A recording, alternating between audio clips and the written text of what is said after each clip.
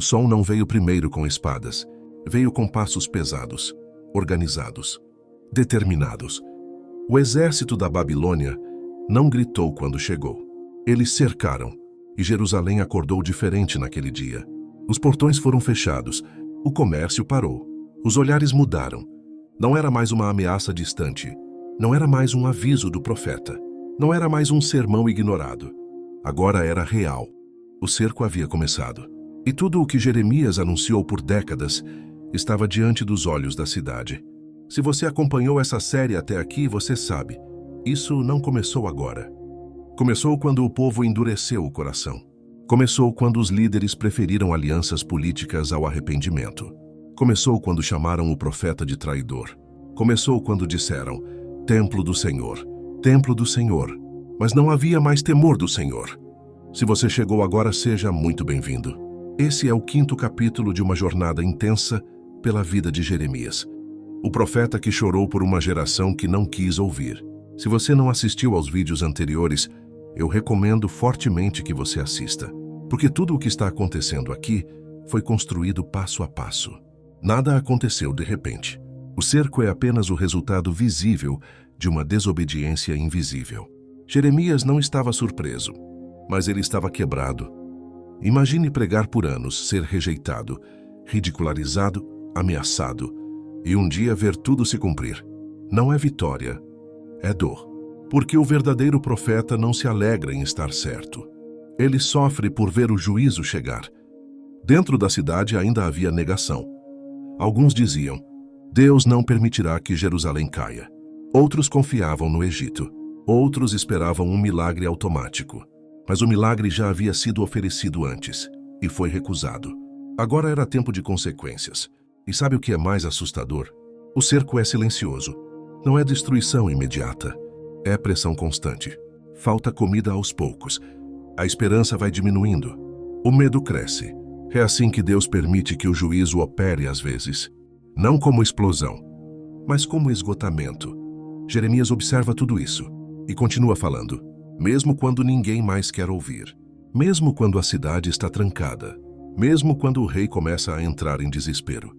O cerco começou, mas ainda não é o fim.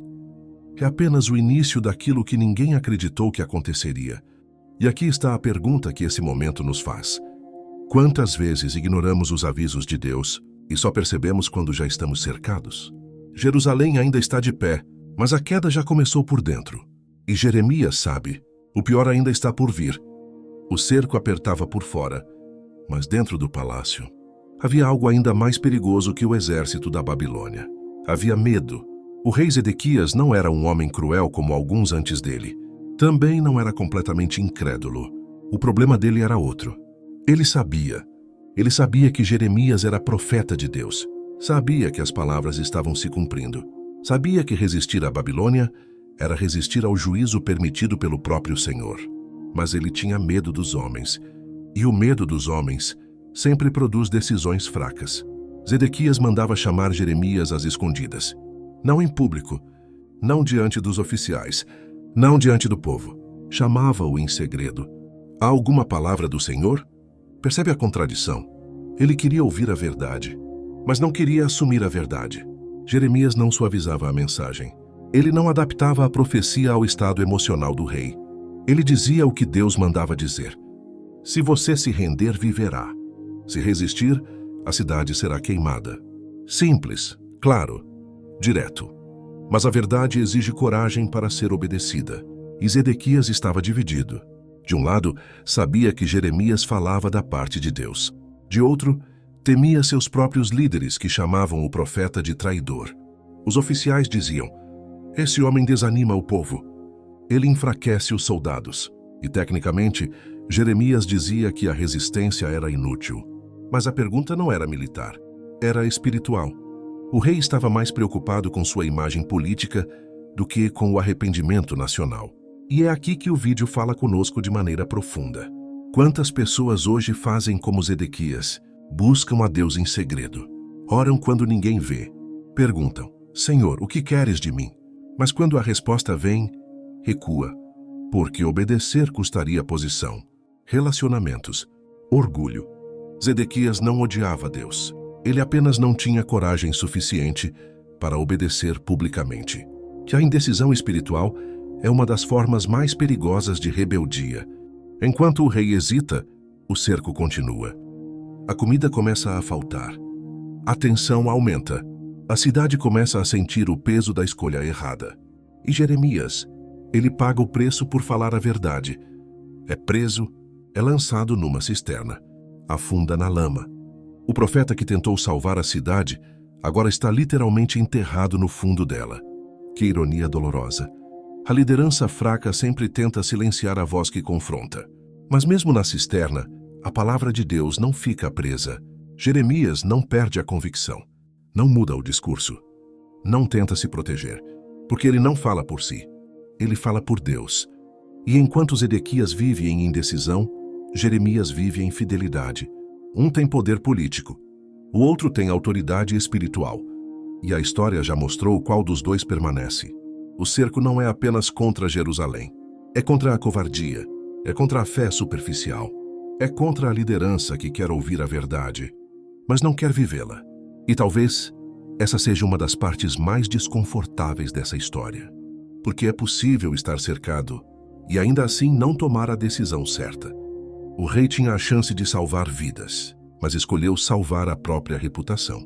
E quando líderes temem mais os homens do que a Deus, cidades inteiras pagam o preço. O cerco continua, e a decisão que poderia mudar tudo ainda está sendo adiada, mas o tempo está acabando. A fome venceu primeiro, antes das muralhas caírem, antes do fogo, antes do sangue, veio o silêncio da escassez. As ruas de Jerusalém, que antes vibravam com comércio, crianças correndo, sacerdotes indo ao templo, agora ecoavam passos lentos e desesperados. Não havia pão, não havia esperança política e, pior que tudo, não havia arrependimento coletivo. O cerco da Babilônia durou meses. Cada dia era um lembrete de que a palavra de Jeremias estava se cumprindo. Mas o povo ainda resistia, não por fé, por orgulho. Até que, numa noite decisiva, as muralhas foram rompidas. O exército babilônico invadiu a cidade. O som do desespero tomou conta das ruas. Soldados correndo, gritos, portas arrombadas, chamas subindo contra o céu escuro. Jerusalém, a cidade escolhida, a cidade do templo, estava sendo consumida pelo juízo que ela mesma rejeitou evitar. O rei Zedequias tentou fugir. Saiu à noite, pelos caminhos escondidos, tentando escapar do inevitável. Mas não se foge das consequências da desobediência. Ele foi capturado. E o que aconteceu com ele é uma das cenas mais duras das Escrituras. Seus filhos foram mortos diante de seus olhos. E depois, seus próprios olhos foram arrancados. A última imagem que ele viu foi o fim da sua linhagem. Depois disso, apenas escuridão. Aquele que teve medo de decidir a luz, terminou na escuridão literal. É pesado, mas é bíblico. E é profundamente simbólico.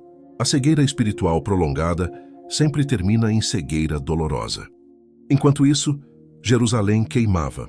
O templo, o símbolo máximo da presença de Deus, foi destruído. O ouro arrancado, as portas queimadas, as muralhas derrubadas. A cidade que confiou em sua tradição, mas ignorou a transformação, caiu.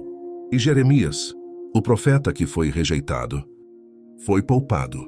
O comandante babilônico recebeu ordens específicas para protegê-lo. Veja o contraste. O rei que ignorou a palavra foi levado em correntes. O profeta que sofreu por anunciá-la foi tratado com honra. A fidelidade nem sempre evita sofrimento, mas sempre preserva propósito. Jeremias não celebrou a queda. Ele chorou. O mesmo homem que anunciou o juízo agora lamenta sobre as ruínas. O livro de Lamentações nasce desse cenário. Ele caminha entre as cinzas. Ele vê o que sobrou da cidade. Ele sente o peso da destruição. E ele escreve, não com alegria, mas com lágrimas. E é aqui que a história toca o coração. Porque a queda de Jerusalém não foi apenas política, foi espiritual. Foi o resultado de anos ignorando a voz de Deus. E talvez a pergunta mais importante não seja, por que Deus permitiu isso? Mas, quantas vezes Deus avisou antes disso? O juízo nunca foi a primeira palavra, foi a última. Deus enviou profetas, chamou ao arrependimento, esperou. Mas quando a verdade é constantemente rejeitada, as consequências se tornam inevitáveis. E ainda assim, no meio das cinzas, há algo surpreendente. Jeremias escreve: as misericórdias do Senhor são a causa de não sermos consumidos. Como assim? A cidade foi destruída, o templo foi queimado, o povo foi levado cativo. E mesmo assim, ele fala de misericórdia, sim, porque o juízo não era o fim da história. Era a correção, era a disciplina, era um caminho doloroso para preservar o futuro. Deus não abandonou seu povo. Ele estava purificando uma geração para reconstruir outra. E aqui está a profundidade espiritual desse momento. Mesmo quando tudo parece perdido, Deus ainda está escrevendo. Jerusalém caiu, mas a promessa não caiu. Mas a linhagem ainda carregava um futuro. A história não terminou nas chamas. Ela foi redirecionada através delas. Jerusalém estava em ruínas. As muralhas que protegiam agora eram apenas pedras espalhadas. O templo, o lugar onde o povo acreditava que Deus habitava, era fumaça no horizonte. As ruas estavam vazias. Os gritos cessaram. Ficou o silêncio. Mas o silêncio na Bíblia nunca significa ausência de Deus. Significa transição. Jeremias caminha entre os escombros. Ele pisa nas cinzas da cidade que tentou salvar com palavras. Ele vê o resultado de décadas de resistência espiritual. E mesmo assim, ele não acusa Deus. Ele escreve. E no meio do livro mais triste da Bíblia, surge uma das declarações mais poderosas das Escrituras. As misericórdias do Senhor são a causa de não sermos consumidos, porque as suas misericórdias não têm fim. Renovam-se a cada manhã. Isso não é negação da dor, é revelação dentro da dor. Jeremias entendeu algo que muitos só compreendem depois da queda. Deus disciplina porque ama. Deus corrige porque não desistiu. Se ele quisesse abandonar, não teria avisado. Se quisesse destruir definitivamente, não teria prometido restauração. O exílio não era o fim, era um processo. Era Deus arrancando o orgulho para plantar dependência. Era Deus removendo a falsa segurança para reconstruir fé verdadeira. E talvez essa seja a palavra para quem está assistindo hoje. Talvez você esteja vivendo o dia depois da queda. Talvez algo em sua vida tenha desmoronado. Talvez você esteja olhando para ruínas emocionais, espirituais ou familiares. Jeremias nos ensina que o chão queimado ainda pode ser solo fértil. Porque Deus não termina histórias em ruínas. Ele reconstrói a partir delas. O mesmo Deus que permitiu a queda de Jerusalém levantaria um novo tempo. O mesmo Deus que anunciou juízo prometeu nova aliança. O mesmo Deus que chorou através do profeta preparava um futuro de restauração. E essa restauração começará a aparecer no próximo capítulo da história. No próximo e último vídeo dessa série, você vai entender como Deus transforma cativeiro em preparação, disciplina em maturidade e ruínas em testemunho. Se você chegou até aqui, acompanhando cada episódio dessa jornada com Jeremias, eu quero te agradecer profundamente. Você não está apenas assistindo vídeos, você está caminhando por uma história espiritual intensa. E se você chegou agora, talvez de paraquedas nesse vídeo, eu te convido a assistir os vídeos anteriores da série. Eles vão ampliar sua visão sobre tudo o que estamos vivendo aqui. Os vídeos 1 e 2, 3 e 4 estão disponíveis no canal. Também nos cards acima e na tela final. Cada episódio é uma peça dessa construção. Se esse conteúdo está edificando sua vida, fortalecendo sua fé e despertando sua consciência espiritual, considere deixar o seu like e se inscrever no canal. Isso não é apenas apoio ao projeto. É uma forma de dizer que essa mensagem precisa alcançar mais pessoas. Estamos construindo algo com profundidade, reverência e verdade bíblica. E essa história ainda não terminou. Jeremias chorou, mas Deus já estava preparando restauração.